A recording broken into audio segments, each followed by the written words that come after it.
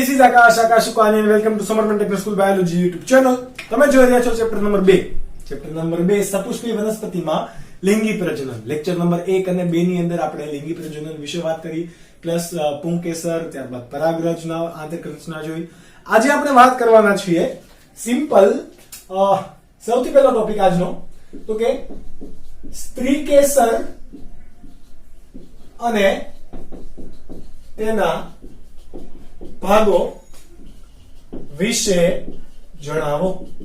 આપણે ઓલરેડી આ સ્ત્રીકેસરને ઓળખીએ છીએ, રાઈટ, પણ છતાં આપણે એના વિશે થોડી ડિટેલમાં વાત કરીએ. સૌથી પહેલા વાત આવે, પ્રશ્ન આવે કે વોટ ઇઝ સ્ત્રીકેસર ઇન ફૂલ, ઇન ફ્લાવર.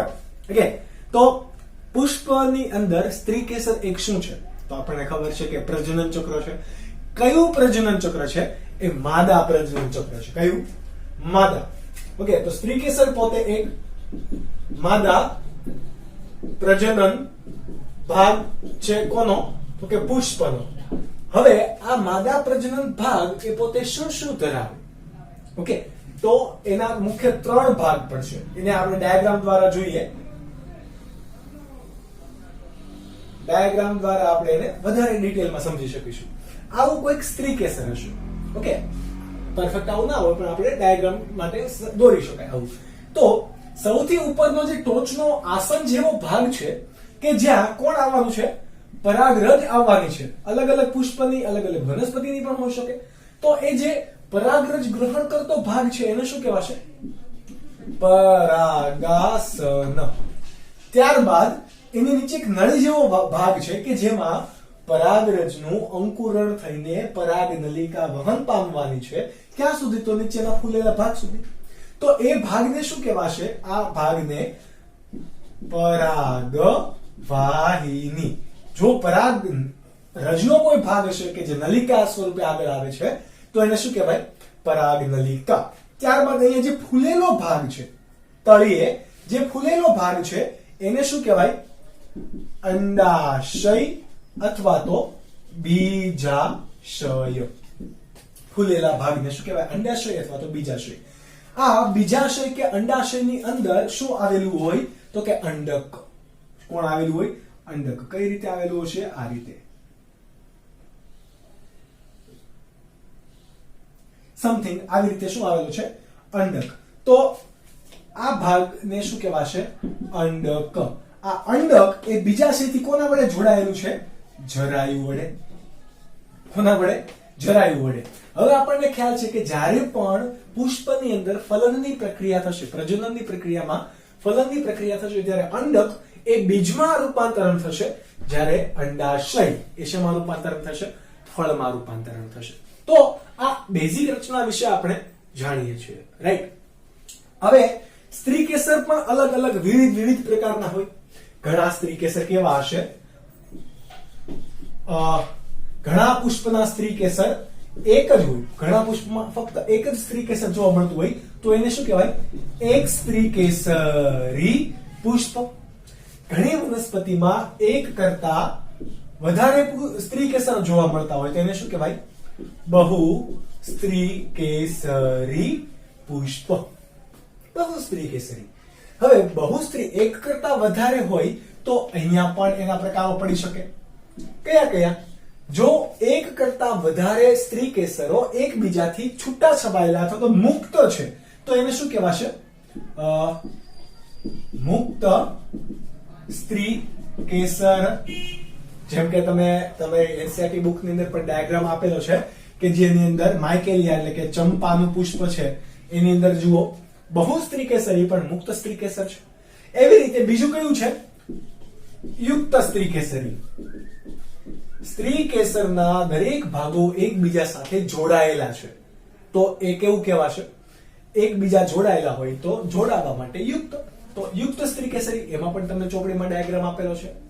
ઓકે, તો આ અલગ અલગ જે ડાયાગ્રામ છે એ પણ તમારે યાદ રાખવાના છે કે જે શું થશે તમને એનસીઈઆરટી બેઝ કોઈ પણ એક્ઝામની અંદર પૂછી શકે અને ફક્ત ડાયાગ્રામ આપેલો હોય, નીચેના પૈકી કયું આ કોનું સ્ત્રીકેસર છે ઓળખી બતાવો, તો પણ તમને આવડતું હોવું જોઈએ. નીટની અંદર આ રીતે આપણે જે ચૂકી ગયા છીએ વાંચવાનું એ પણ પૂછી શકે. ઓકે, તો આ વાત થઈ ગઈ સ્ત્રી કેસરની. હવે સ્ત્રી કેસરની અંદર આપણામાં મોટામાં મોટું અને મેઇનમાં મેઇન ભાગ કોણ છે? મહાબીજાણુધાની અંડક. કોણ? અને અંડકને શું કહેવાય? મહાબીજાણુધાની. આ મહાબીજાણુધાની છે, બરાબર. એની અંદર શું શાની રચના થશે? મહાબીજાણુધાની એ શું પોતે ધરાવશે? એના વિવિધ ભાગો હશે કે જેની આપણે ચર્ચા હવે કરીએ. તમે આ વસ્તુ નોટ ડાઉન કરી જો.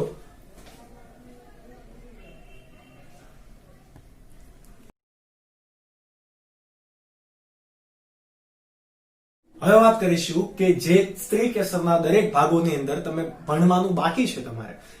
આઈ મીન કે જે તમે પરાગવાહિની, પરાગાસન, બીજાશય આ બધું તમે ઓલરેડી ભણી ચૂક્યા છો, પરંતુ તમારે એની અંદરનો ભાગ મહાબીજાણુધાની ભણવાનો બાકી છે કે જે અત્યાર સુધી તમારે ક્યાંય સિલેબસની અંદર વધારે ડિટેલમાં આવ્યો નથી. આપણે ભણીશું આ ચેપ્ટરની અંદર. તો without wasting time let's begin the topic. મહાબીજાણુધાની હમણાં આપણે જોયું કે ક્યાં આવેલું હોય, તો કે મહાબીજાણુધાનીની રચના હતી બીજાશયની અંદર. સપોઝ કે આ શું છે? સપોઝ નહીં, આ છે જ શું? બીજાશય. કોણ છે? ફૂલેલી સ્ત્રી કેસરનો તળિયાવાળો ભાગ, એટલે કે આ બીજાશય છે. તો બીજાણુધાની ક્યાં આવેલી હશે? એની અંદર, એટલે કે અંડકની રચના ક્યાં હોય? બીજાશયની અંદર. કઈ રીતે હશે? તો બીજાશયના તલ ભાગેથી જરાયુ સાથે જોડાયેલી એક નળી જેવો ભાગ ઉત્પન્ન થશે. કોના જેવો?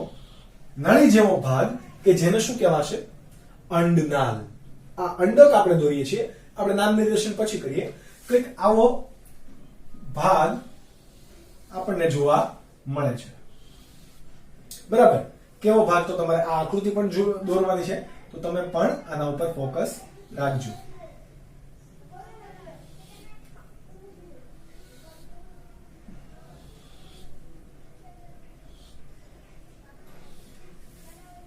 ઓકે, તમારે અહીંયા તમારી પાસે તો કોઈ કલર પેન હશે નહીં, એટલા માટે હું જ અહીંયા તમને અલગ અલગ કલર થી ડ્રો કરી દઉં છું કે જેનાથી તમે ચોક્કસ રીતે બધા ભાગને ભણી શકો.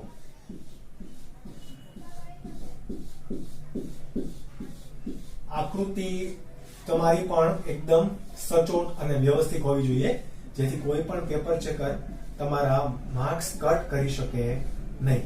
બીકોઝ એટ ધ એન્ડ તમારે કોણ જરૂરી છે? તમારા માર્ક્સ. તો માર્ક્સ કઈ રીતે કવર કરવા, ડાયાગ્રામ ને કઈ રીતે ડ્રો કરવો, આ બધું પણ તમારે ધ્યાન રાખવું પડે. ઓકે, તો એના બાદ આપણે અંદર કંઈક આવું દોરી દઈએ, રાઈટ? સમથિંગ આવું. ઓકે, આ બહારનો ભાગ નહીં, એની સિવાયનો આ જે અંદરનો ભાગ આ ડ્રો કરેલો છે એ આપણું શું છે? અંડક. શું છે? અંડક. તો આપણે બધાનું નામ નિર્દેશન પણ કરતા જઈએ. ચલો, સૌથી પહેલા આ બીજાશયના તળિયાના ભાગે જે જોડાયેલો છે ભાગ એ, અને આ નળી જેવો જે ભાગ છે, આ નળી જેવા ભાગને શું કહેવાશે? નળી જેવા ભાગને આપણે કહીશું અંડકની નળી, એટલે કે આને કહીશું અંડનાલ. શું કહેવાશે? અંડનાલ. ઓકે, અંડનાલ એ કોના સાથે જોડાયેલી છે? તો અહીંયા કોણ હશે? જરાયુ. કોના સાથે જોડાયેલી હશે? જરાયુ. એટલે જરાયુનો વિકસિત ભાગ જ કોણ છે? અંડનાલ. બરાબર. આ અંડનાલ, આ અહીંયા સુધીની અંડનાલ છે. આ ભાગ કોણ છે? અંડક. આ ભાગ, આ અંડક અને અંડનાલ આ ભાગે જોડાયેલું છે. જુઓ કે નહીં? તો કે યસ. તો એ ભાગને શું કહેવાશે? જે ભાગે અંડક અને અંડનાલ બંને જોડાયેલું છે એ ભાગને તમે શું કહેશો? બીજ કેન્દ્ર, અથવા તો અંડક કેન્દ્ર પણ કહી શકો. બીજ કેન્દ્ર એટલા માટે નામ આપ્યું કારણ કે આ અંડકનું રૂપાંતરણ ફલન બાદ બીજમાં થવાનું છે, અને જ્યારે પણ બીજ બનશે ત્યારે એની ઉપર બીજ છિદ્ર અને બીજ કેન્દ્ર વાળી જે રચના હોય એ પૈકી આ બીજ કેન્દ્ર છે. તમે ઓલરેડી આ ભણી ગયા છો, રાઈટ? તો આ બીજ કેન્દ્ર. ત્યારબાદ આ મુખ્ય ભાગ આપણે ભણીએ અંડકનો, બરાબર. આ અંડકની અંદર જો બે આવરણ છે. અંડક આવરણ કેટલા છે? બે. એમાં એ પૈકી જે બહાર હોય એને શું કહેવાય? બાહ્ય. અને જે અંદર હોય એને શું કહેવાય? અંતઃ. શું કહેવાશે પણ? અંડકાવરણો. શું કહેવાય? અંડકાવરણો. ત્યારબાદ આ અંડકાવરણો આગળની બાજુએ નથી. જુઓ અહીંયા આગળની બાજુએ કંઈક ખાલી જેવી ખાલી રચના પડી છે. તો આ ખાલી ભાગને શું કહેવાશે? અંડછિદ્ર. કોઈ છિદ્ર જેવી રચના પડતી હશે તો એ ભાગને શું કહેવાશે? અંડછિદ્ર. આ ટોચનો ભાગ છે. તમને એમ થાય શું સર ફેંકો છો, આ તળિયાનો ભાગ છે? તો કે નહીં, આને તમારે ઇમેજિન આવી રીતે કરવાનું છે, બીકોઝ આ આવી રીતે વળેલી છે. તો આ તલ પ્રદેશ થશે, કારણ કે આમ ફૂલ હોય આમ ઢળી ગયું હોય, બરાબર? તો ઢળી ગયેલો ભાગ, તો આ કેવો છે? એ આવી રીતે ફૂલને તમારે ઇમેજિન કરવાનું હતું. તો એ તલ પ્રદેશ જ છે, આ ટોચ પ્રદેશ છે. પરંતુ ઢળી ગયું તો તમે આ ટોચનો પ્રદેશ જ રહેશે, આ તલ પ્રદેશ જ રહેશે, કોઈ પ્રદેશ ફરી જશે નહીં. તો અંડછિદ્રો આ ટોચની બાજુએ છે. અંડછિદ્રોની તદ્દન વિરુદ્ધ ઉપરના છેડે, બરાબર? એટલે કે આ તલ છેડે એને શું કહેવાશે? નાભી. શું કહેવાય? નાભી, અથવા તો અંડતલનો ભાગ પણ કહેવાશે. શું કહેવાય? અંડતલ અથવા તો નાભી. આ ક્યાં આવેલો છે? અંડછિદ્રના સામેના વિરુદ્ધ છેડે અંડતલના ભાગે. કયો ભાગ છે? અંડતલ પણ એને કહેવાશે. આ એક વસ્તુ યાદ રાખવી. ત્યારબાદ આ અંડકાવરણો છે, એમાં અંતઃ અંડકાવરણની અંદર જે આ બ્લુ કલરથી જે દર્શાવેલ છે એ ખોરાક સંગ્રહી જે કોષ છે, એ કોષોનો આ પ્રદેશને શું કહેવાશે? પ્રદેહ. કેવા છે? ખોરાક સંગ્રહી કોષ. એ સમગ્ર રીતે શું બનાવે છે? પ્રદેહ બનાવે છે. અને આ પ્રદેહનું કામ શું હશે? ખોરાકનો સંગ્રહ કરવો. શું કહેવાય? શું કામ? ખોરાકનો સંગ્રહ કરવો. અને આ કોના વડે ઘેરાયેલું છે એમ તમને પૂછે તો? અંડકાવરણો. અંડકાવરણો અંતઃ અને બાહ્ય બંને. આ બંનેની બાજુએ આપણે જોવા જઈએ તો છેલ્લે સૌથી અંદરની બાજુએ કોણ આવેલું છે? તો કે ભ્રૂણપુટ. ભ્રૂણપુટ અથવા તો એને શું કહેવાય? માદાજન્યુજનક.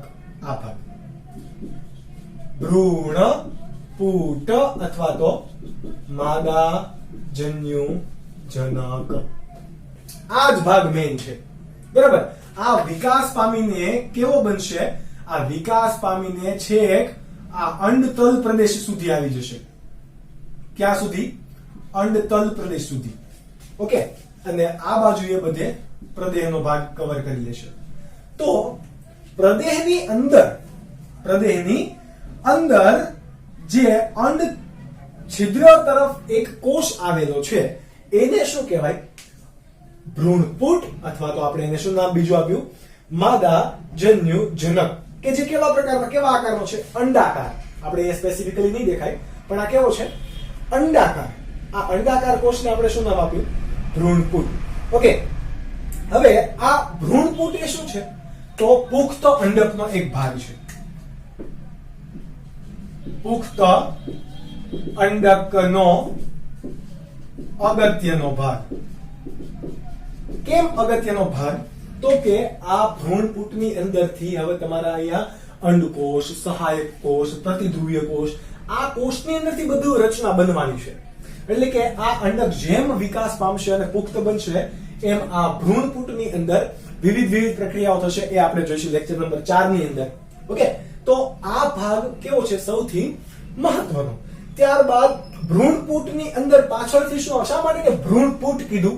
તો એનું પણ એક રીઝન છે કે પુખ્તતા બાદ અને અથવા તો ફલન બાદ આ ભ્રૂણપુટનો જે ભાગ છે એ ભ્રૂણ અને ભ્રૂણ પોષ પ્રદેશ ધારણ કરે છે.